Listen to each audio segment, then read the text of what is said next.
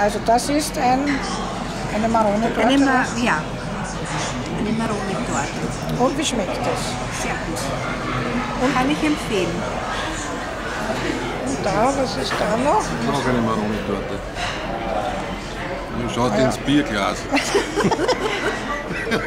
Da ist nichts mehr drin, da ist noch ein Bier drin, schau. Und die Hanne betrinkt sich heute auch sinnlos, wie man sieht. Ja, aber mit Alkoholfrei. Also ja, das musst du auch nehmen. Rostgold, alkoholfrei. Nicht, dass jemand glaubt, das ist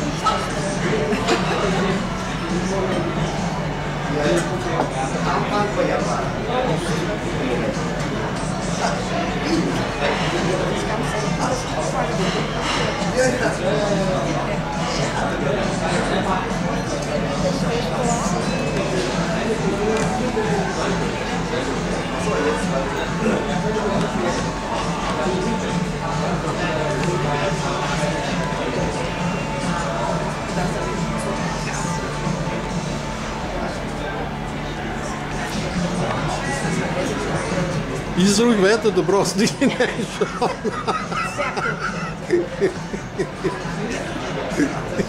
Also haben wir jetzt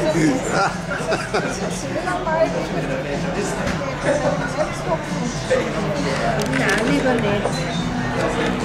Na, ich geniere mich ja eh schon. Aber also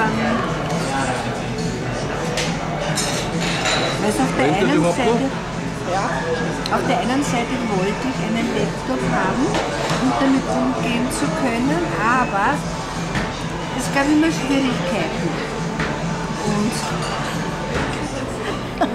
naja, aber im Moment ist halt nicht sehr viel daraus geworden. Aber du gelobst Besserung. Ich glaube besser.